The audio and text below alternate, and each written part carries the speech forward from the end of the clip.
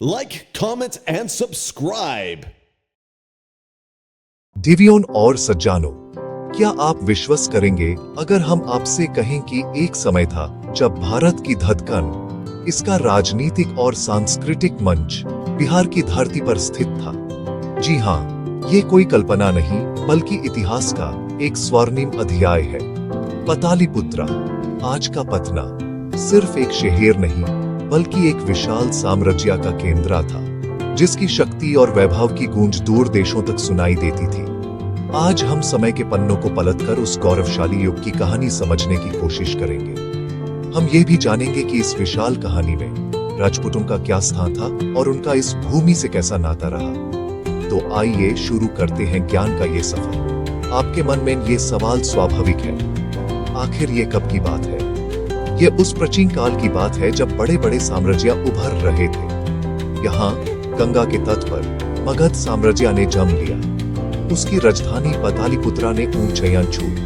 यहीं से सम्राट चंद्रगुप्त मौर्य ने भारत को एक सूत्र में पिरोना शुरू किया। बहुत समय पहले की बात है।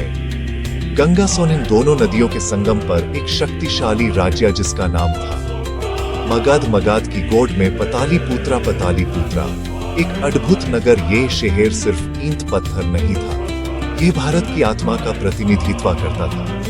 यहाँ बड़े दरबार सजते थे, यहीं से पूरे उपमहाद्वीप की नीतियां बनती। राजा बिंबिसारा राजा अजातशत्रु बिहार ने तब भारत को नेतृत्व दिया। यह नगर ज्ञान का विशाल सागर भी था। चाणक्य और उसकी अर्थनीति, नालंदा, विक्रमशिला, विद्यार्थी देश विदेश से आते। भगवान बुद्धा, भगवान महावीर, यहाँ की कला, मूर्तिकला, स्थापत्य कला। मेगास्थनीज चंद्रगुप्ता के दरबार में उसने इंडिका में वर्णन किया। विशाल किला, 570 बुर्ज, 96 प्रवेश द्वार, राजमहल का वैभव। जब प्राचीन साम्राज्यों का सूरज अस्त हो रहा था, तब भारत के उफक पर एक नई सुबह हो रही थी। मध्यकाल के आरंभ में उत्तर पश्चिम मध्य भारत, रेगिस्तानी इलाके, पहाड़ी इलाके, कुछ विशिष्ट योद्धा कुलों का उदय हुआ। उन्हें राजपूत कहा गया, राजा का पुत्र। यह नाम उनके वंश के साथ उनके चरित्र को भी दर्शाता था। शौर्य, वीरता, स्वाभिमान, अपने वचन के लिए प्राण दे देना। उनकी कहानियां, लोकगीत, कविताएं, ऐतिहासिक पन्ने। उन्होंने विशाल और अभेद्य किले बनवाए। राजस्थान और मध्य प्रदेश की शान, Chittorgarh fort, Kumbhalgarh fort, Gwalior fort. हर कुल का झंडा, एक चिन्ह और अपनी कुलदेवी देवता। जीवन शैली में युद्ध और कला का संतुलन, परिसंरक्षण। राजपूत महिलाएं, वीरता, रानी पद्मिनी, जौहर, रानी दुर्गावती, शौर्य। तो अब हम उस महत्वपूर्ण सवाल पर आते हैं जो शुरू में उठा था। राजपूतों और बिहार के बीच क्या संपर्क था? इसको समझने के लिए हमें टाइमलाइन को ध्यान से देखना होगा। जब बिहार में मगध अपने चरम पर था, तब राजपूत शब्द की अलग पहचान स्पष्ट रूप से नहीं मिलती।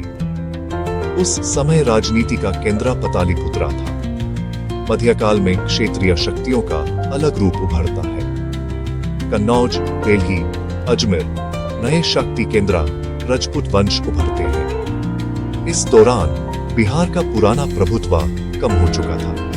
पल, सैन, पूर्वी भारत की परंपरा जारी। तुर्क आक्रमणों का राजपूतों ने डटकर सामना किया। इन अभियानों के दौरान सेनाएं बिहार के आसपास से गुजरी होंगी।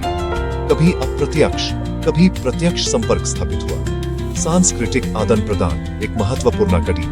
कला, भाषा, स्थापत्य के स्टार पर एक अनकहा संवाद चलता रहा। कहीं मंदिरों के डिजाइन में, कहीं किलों की बनावट में झलक दिखती है। सोचिए, एक राजपूत युवराज नालंदा में प्रभावित, एक सेनापति संत से दर्शन पर चर्चा करता है। तो हम क्या सीखते हैं?